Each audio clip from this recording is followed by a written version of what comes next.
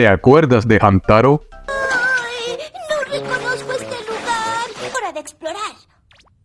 Hoy hablaremos de una de las series que seguramente tu abuelita hubiera dicho que eran del diablo, aunque sea una de las series más kawaii que verás en tu vida. Quédate hasta el final para viajar 20 años en el pasado. Yo soy Mario Ábalos y esta es Mitología Animada.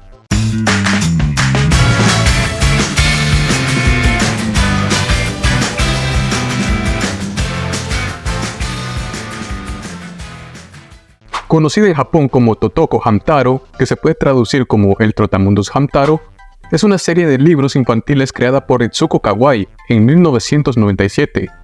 Irónicamente, al ver el potencial, la también mangaka decidió el mismo año publicar un manga de los mismos, que fueron publicados en la revista Shogaku Ninensei.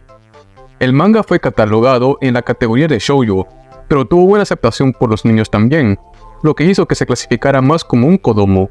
3 años después, el 7 de julio del 2000, estrena su serie animada. A diferencia de otros animes, Hamtaro puede considerarse como una serie episódica hasta cierto punto de la trama.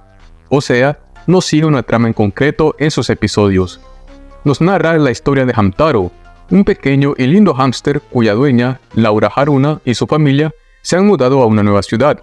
En esa ciudad, por conveniencia de la trama, parece que a la gente le gusta mucho tener hámsters de mascotas, pues Hamtaro se hace amigo de muchos de ellos con los que tendrá grandes aventuras.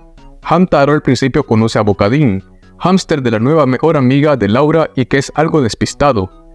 También al gran jefe, un hámster de campo que no tiene dueño, y es el más grande de todos. Estos tres hacen una gran amistad, porque Hamtaro y Bocadín ayudan al jefe a enamorar a una hámster francesa y de buen vivir llamada Colitas. Lo gracioso es que el plan sale tan raro que Colitas, en lugar de enamorarse del jefe, se enamora de Hamtaro, y habrá una especie de triángulo amoroso indirecto, pues Hamtaro no cae en cuenta que ella siente algo por él, y siempre ayuda al jefe a enamorarla. A los ya mencionados se les unen otros hámsters del barrio como Gorritas, Bromín, Siestín, quien es mi favorito, Dandy, Cerebrin, Panda, Pashmina, Penélope, Jingle y Tigrillo y Tigrilla. Todos ellos, al conocer la cueva que el gran jefe creó por su habilidad de excavar, deciden hacerla su guarida y formar una pandilla no criminal llamada los Hams Hams, y así tener peludas aventuras aptas para todo público. A pesar de que el enfoque principal son Hamtaro y sus amigos, los episodios siempre tendrán una subtrama o trama combinada con el día a día de la dueña de Hamtaro, Laura. Las aventuras de Laura son típicas de un niño de su edad, como el primer día de escuela, hacer amigas, enamorarse del chico cool, un día en la playa, entre otros que personalmente los encuentro bien. El anime tuvo 296 episodios, 4 OVAs, 4 películas y una temporada especial cuyos episodios solo duraban 5 minutos. Aunque tal vez tú la recuerdes más corta porque para fuera de Japón solo se distribuyeron 104 episodios, aunque al menos la primera película la puedes hallar aún en internet. Y sus OVAs sí llegaron a Estados Unidos, pero no a territorios de habla hispana. El episodio 83 fue omitido porque celebran el Setsuban, que es una celebración muy popular, pero se consideró que los niños fuera de Japón no entenderían de ella, además de ser una celebración con algunos tintes religiosos de Japón. Aún así, el episodio sí se aprobó para algunos territorios de Occidente, pero no para América y España. Igualmente, muchos de los episodios omiten ciertas cosas de este estilo o las occidentalizan, para que los niños entiendan. Muy típico de algo que haría, por ejemplo, 4Kids. La serie fue transmitida por TV Tokyo en Japón, mientras que en territorios hispanos se transmitió a principios de los 2000 por Cartoon Network, aunque personalmente yo no la vi por ese canal, sino por un canal local que la transmitía antes que Beyblade, por lo que ya sabrás que la dejaba simplemente de fondo mientras empezaba la otra, y solo recordaba a Hamtaro, al jefe y a Colitas, además de su opening.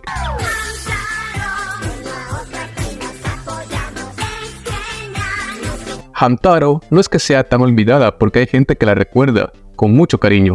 Su problema radica en su temática, pues se transmitió en una época en la que los chicos preferían ver animes con más acción o que los animales fueran mutantes con superpoderes y no unos hámsters comunes y corrientes.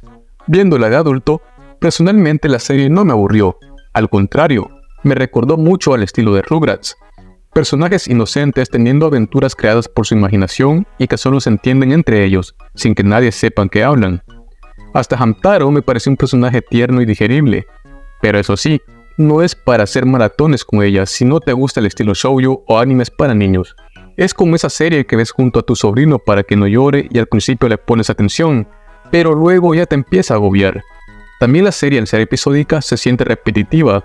Cierto que cada aventura tiene lo suyo, pero al tiempo sientes que es lo mismo. Yo diría que la serie es un 6 o 6.5 para mí.